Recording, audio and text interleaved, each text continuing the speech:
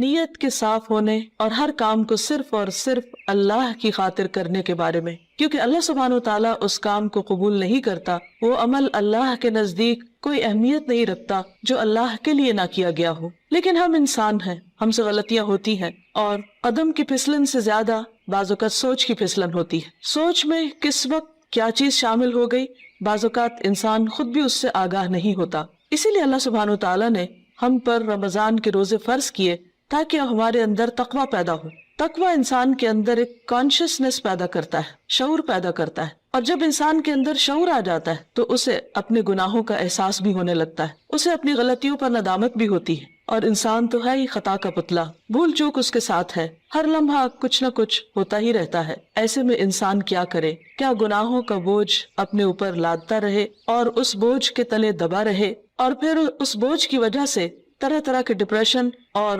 غم اور دکھ کا شکار رہے؟ نہیں، اللہ رب العزت واسع المغفرہ ہے، غفور الرحیم ہے، وہ اپنے بندوں کے گناہوں کو معاف کرتا ہے۔ رمضان کا مہینہ اس اعتبار سے ایک بہترین موقع ہے کہ ہم سب اپنے رب کی طرف رجوع کریں، انفرادی طور پر بھی اور اجتماعی طور پر بھی، اور اپنے گناہوں کی معافی مانگے۔ اللہ تعالیٰ کا وعدہ ہے کہ جو شخص سچے دل سے گناہوں کی معافی مانگے گا، اللہ تعالیٰ اس کو ضرور معاف کر دے گا، اور اللہ تعالیٰ کو معاف کرنے میں کچھ مشکل نہیں۔ قرآن مجید میں اللہ تعالیٰ فرماتے ہیں، قُلْ يَا عِبَادِيَ الَّذِينَ أَسْرَفُوا عَلَىٰ أَنفُسِهِمْ لَا تَقْنَطُوا مِن رَحْمَةِ اللَّهِ إِنَّ اللَّهَ يَغْفِرُ الذُّنُوبَ جَمِيعًا۔ آپ کہہ دیجئے کہ اے میرے بندو، جنہوں نے اپنی جانوں پر زیادتی کی ہے، جنہوں نے خود پر ظلم کیا ہے، لا تقنطوا من رحمت اللہ، اللہ کی رحمت سے مایوس نہ ہو جاؤ، بے شک اللہ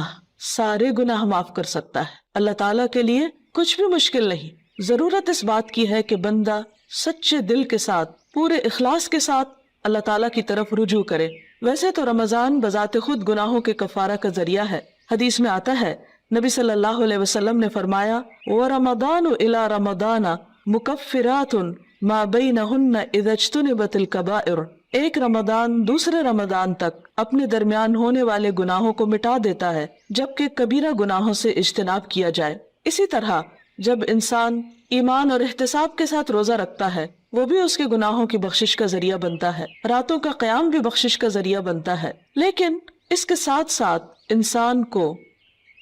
پورے شعور کے ساتھ، پورے احساس کے ساتھ خود اللہ کی طرف رجوع کرنا چاہیے اور اپنے گناہوں کی معافی مانگنی چاہیے، خصوصاً کبیرہ گناہ، ان کے لیے معافی مانگنا ضروری ہے۔ اللہ تعالیٰ سے توبہ کرنے کا ایک طریقہ بھی بتایا گیا، اور وہ یہ کہ انسان اپنے گناہوں پر نادم ہو، شرمندہ ہو، ان کا اعتراف کرے، ان کو مانے، اور پھر آئندہ نہ کرنے کا وعدہ کرے، اور پھر اپنی زندگی کی اصلاح کر لے۔ انسان کی انسانیت اسی میں ہے کہ وہ اللہ تعالیٰ کی طرف رجوع کر لے اور گناہوں کا اعتراف کرے۔ انسان اور شیطان میں یہی فرق ہے۔ شیطان نے جب انسان کو یعنی آدم علیہ السلام کو سجدہ کرنے سے انکار کیا تو اس کے بعد جب اس سے پوچھا گیا کہ ما منعک الا تسجد اذ امرتک، اللہ تعالیٰ نے فرمایا کہ تمہیں کس چیز نے روکا تھا کہ تم سجدہ کرتے جبکہ میں نے تمہیں حکم دیا تھا؟ تو اس پر بجائے اس کے کہ وہ نادم ہوتا، اپنی غلطی کا اعتراف کرتا، وہ اکڑ گیا اور اللہ سبحانہ وتعالیٰ کو بلیم کرنے لگا۔ اس کے برعکس آدم علیہ السلام سے جب خطا ہوئی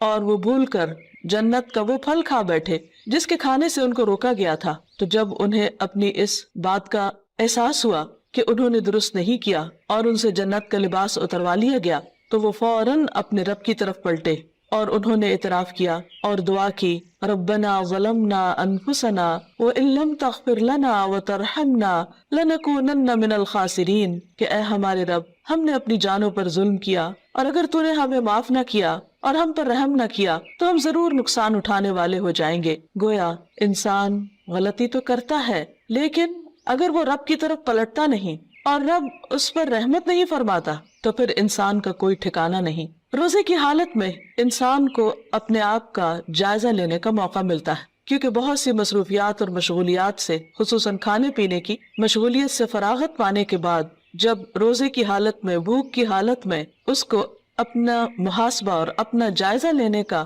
موقع ملتا ہے تو اپنی چھوٹی بڑی بہت سی خطائیں، بہت سی غلطیاں یاد آنے لگتی ہیں۔ ایسے میں انسان کا کام یہ ہے کہ انسان اپنی ہر غلطی پر اللہ تعالیٰ سے توبہ کرے اور دن میں کثرت کے ساتھ استغفار کرتا رہے، اللہ سبحانہ و تعالیٰ کی طرف رجوع کرتا رہے، خاص طور پر روزے کی افطاری کے وقت اور پھر سحری کے وقت، کیونکہ سحری کا وقت توبہ استغفار کا وقت ہے۔ قرآن مجید میں اللہ تعالیٰ اپنے بندوں کی خصوصیت بیان کرتے ہیں، وَبِالْأَسْحَارِ هُمْ يَسْتَغْفِرُونَ، اور سحری کے وقت وہ استغفار کرتے ہیں۔ سحری کے وقت یا تو سحری کی تیاری ہو رہی ہوتی ہے یا پھر انسان اس وقت کچھ کھا پی رہا ہوتا ہے، لیکن کچھ نہ کچھ وقت، خواہ وہ کام کاج کے دوران ہی کیوں نہ ہو، ضرور ایسا نکالنا چاہیے کہ جس میں انسان شعوری طور پر اللہ تعالیٰ سے توبہ کرے، کیونکہ اللہ تعالیٰ اس وقت اپنے بندوں کی طرف خاص طور پر توجہ فرماتا ہے۔ حدیث میں آتا ہے، ينزل اللہ تعالی الى السماء الدنیا كل ليلة لنصف الليل الآخر او لثلث الليل الآخر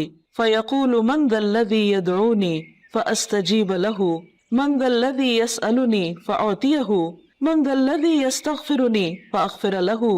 حتى يطلع الفجر۔ اللہ تعالیٰ ہر رات کو آدھی رات یا ایک تہائی رات کے آخری حصے میں آسمان دنیا پر نزول فرماتے ہیں اور ارشاد فرماتے ہیں کہ کون ہے جو مجھ سے دعا مانگے اور میں اس کی دعا قبول کروں، کوئی ہے جو مجھ سے سوال کرے کہ میں اسے عطا کروں، کون ہے جو مجھ سے استغفار طلب کرے اور میں اسے بخش دوں، یہاں تک کہ فجر طلوع ہو جاتی ہے۔ یعنی اس وقت خاص طور پر اللہ تعالیٰ اپنے بندے کی طرف متوجہ ہو کر اس کو پکارتا ہے کہ تم غلطی کرنے کے بعد میری طرف لوٹ آؤ۔ رمضان ایک مبارک موقع ہے کہ جس میں انسان سحری کے وقت اٹھ ہی جاتا ہے، تو اس وقت اللہ سبحانہ وتعالیٰ کی اس پکار پر لبیک کہتے ہوئے اپنے گناہوں کی معافی مانگنی چاہیے اور اس کی طرف رجوع کرنا چاہیے، کیونکہ وَمَن يَغْفِرُ الذُّنُوبَ إِلَّا اللَّهُ، کون ہے جو گناہوں کی بخشش کرے سوائے اللہ کے۔ ہم میں سے کون ہے جو یہ دعویٰ کرے کہ اس سے کبھی کوئی غلطی نہیں ہوئی یا اس نے کوئی گناہ نہیں کیا؟ ہم سب خطا کار انسان ہیں اور ہم سے غلطیاں ہوتی ہیں، لیکن غلطی پر توبہ کرنا اور غلطی پر شرمندہ ہونا انسان کی فطرت میں ہے۔ اگر انسان اس فطرت کو مسخ نہ کر دے تو جو ہی کوئی گناہ ہوتا ہے انسان کا ضمیر فوراً ہی اسے آگاہ کرتا ہے کہ تم سے غلطی ہوئی ہے اور انسان اپنے رب کی طرف پلٹنا چاہتا ہے، لیکن بعض اوقات انسان کا نفس اس کو دھوکہ بھی دے جاتا ہے اور بجائے اس کے کہ انسان غلطی کا اعتراف کرے، انسان اپنی غلطی پہ پردہ ڈالنے لگتا ہے، اس کو جسٹیفائی کرنے لگتا ہے اور پھر غلطی پہ غلطی کیے چلے جاتا ہے۔ کیونکہ ہوتا یہ ہے کہ جب انسان ایک گناہ کر لیتا ہے، اللہ کی ایک حرمت کو پامال کرتا ہے، اللہ تعالیٰ کی ایک نافرمانی کرتا ہے، تو پھر اس کے بعد اس کی جھجک ختم ہو جاتی، اس کی حیا ختم ہو جاتی، پھر وہ دوسرے گناہ کے لیے دلیر ہو جاتا ہے اور پھر گناہوں کا سلسلہ چل پڑتا ہے۔ اور اگر انسان توبہ نہیں کرتا تو وہ ایک سیاہ نقطہ جو دل پر لگتا ہے ایک گناہ کی وجہ سے، وہ نقطہ پھیلنے لگتا ہے حتیٰ کہ گناہوں کے ساتھ پورا دل سیاہ ہو جاتا ہے اور پھر انسان کے اندر سے احساس بھی ختم ہو جاتا ہے۔ اس کے باوجود انسان کو مایوس نہیں ہونا چاہیے۔ جب تک انسان کی جان ہے، انسان کی سانس کا سلسلہ چل رہا ہے، اس کے لیے معافی کا دروازہ کھلا ہوا ہے۔ حدیث میں آتا ہے کہ ان اللہ یقبل توبۃ العبد ما لم یغرغر، اللہ تعالیٰ بندے کی توبہ قبول کرتا ہے جب تک کہ اس کے سانس اکھڑنے نہ لگے، یعنی دنیا سے رخصت نہ ہونے لگے، فوت نہ ہونے لگے۔ تو گویا ابھی اللہ تعالیٰ نے ہمیں جو زندگی اور یہ موقع دیا ہے، اس میں ہم واپس پلٹ آئیں، رجوع کر لیں، اللہ تعالیٰ کو راضی کر لیں اور کبیرہ اور صغیرہ دونوں طرح کے گناہوں سے معافی مانگیں۔ صغیرہ گناہوں کے کفارے کے لیے تو نماز، روزہ، حج، زکوٰۃ اور دیگر نیکیاں، امر بالمعروف، نہی عن المنکر، یہ چیزیں انسان کے لیے کفارہ بن جاتی ہیں، لیکن خصوصاً کبیرہ گناہوں کے لیے خاص طور پر معافی مانگنا ضروری ہے۔ مثلا کبیرہ گناہ کیا ہے؟ مثلا اللہ سبحانہ وتعالیٰ کے ساتھ شرک کرنا اور اس کے بعد والدین کی نافرمانی، والدین کو ناراض کرنا، ان کا دل دکھانا، ان کو پریشان کرنا، ان کی بات نہ ماننا۔ اللہ سبحانہ وتعالیٰ نے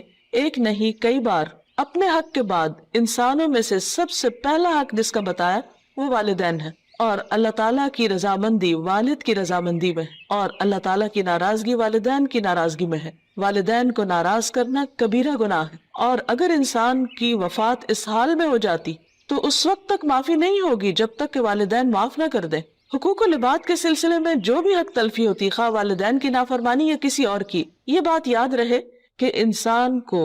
اس وقت صرف اللہ تعالیٰ سے ہی نہیں، بندوں سے بھی معافی مانگنی ہوگی، یعنی بندوں کو بھی راضی کرنا ہوگا۔ والدین کے بعد باقی رشتہ دار، دوست احباب اور انسانوں میں سے کسی انسان پر بھی اگر کوئی ظلم یا زیادتی ہوئی ہو تو اس کے لیے توبہ استغفار اور اس کے ساتھ ساتھ اس بندے سے معافی مانگنا بھی ضروری ہے۔ اسی طرح زبان کے بہت سے گناہ کبیرہ گناہ ہے، مثلا جھوٹ بولنا۔ اسی طرح غیبت، اور غیبت کیا ہے؟ کسی مسلمان بھائی کی پیٹھ پیچھے اس کی برائی کرنا، کسی پہ جھوٹا الزام لگانا، کسی کو تانا دینا، کسی کے بارے میں بدگمانی کرنا، کسی کا مذاق اڑانا، نقلیں اتارنا، یہ سب دوسروں کا دل توڑنے والی باتیں، یہ تہذیب کے دائرے سے نکلی ہوئی حرکتیں، اور ہمارا دین ان چیزوں کی قطعاً ہمیں اجازت نہیں دیتا۔ کسی کے ساتھ اختلاف کا ہو جانا، کسی کی بات کو ناپسند کرنا، یہ ہر انسان کا حق ہے، لیکن یہ سب کچھ دلیل کی بنا پر ہونا چاہیے، محض جذبات کی بنا پر نہیں، کہ ہم اگر کسی سے اختلاف کرتے ہیں تو پھر ہم اپنے لیے اس بات کو جائز کر لیں کہ جیسے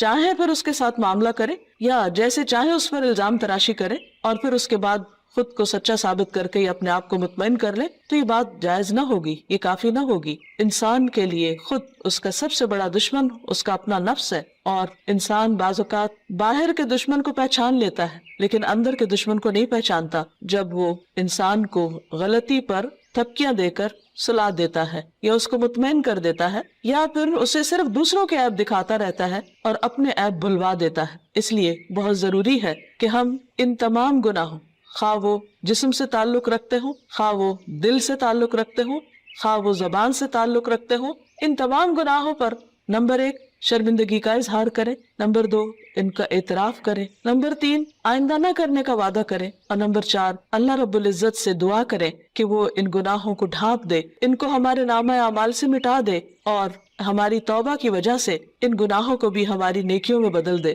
کیونکہ اللہ تعالیٰ کے لیے کچھ بھی مشکل نہیں۔ قرآن مجید میں آتا ہے وَهُوَ الَّذِي يَقْبَلُ التَّوْبَةَ عَنْ عِبَادِهِ، وہ اللہ ہی تو ہے جو بندوں سے توبہ قبول کرتا ہے اور اس کو پسند کرتا ہے کہ بندے اللہ کی طرف رجوع کریں۔ وَيَعْفُو عَنِ السَّيِّئَاتِ، اور وہ خطاؤں سے یعنی صغیرہ گناہوں سے درگزر کرتا ہے۔ وَيَعْلَمُ مَا تَفْعَلُونَ، اور وہ جانتا ہے جو کچھ بھی تم کرتے ہو، یعنی ہمارا کوئی بھی عمل، خواہ وہ چھوٹا ہو یا بڑا، تنہائی میں کیا ہو یا سب کے سامنے، اللہ سے تو چھپا ہوا نہیں، پھر اس کے فرشتے لکھ بھی رہے ہیں۔ اس لیے بہت ضروری ہے کہ اللہ کے حضور حاضر ہونے سے پہلے ہی ہم اپنے ان گناہوں کو اپنے نامہ اعمال سے اپنے آنسوؤں کے ساتھ دھو ڈالیں، اور عجز و انکساری کے ساتھ اللہ کے حضور جھکیں، اور زبان سے بھی استغفار کرتے رہیں، اور اس کے لیے خاص طور پر استغفر اللہ، اللہم اغفر لی اور استغفار کی دیگر دعائیں پڑھنا بھی فائدہ مند ہے۔ اللہ تعالی ہمیں عمل کی توفیق عطا فرمائے۔ وآخر دعوانا ان الحمد للہ رب العالمین۔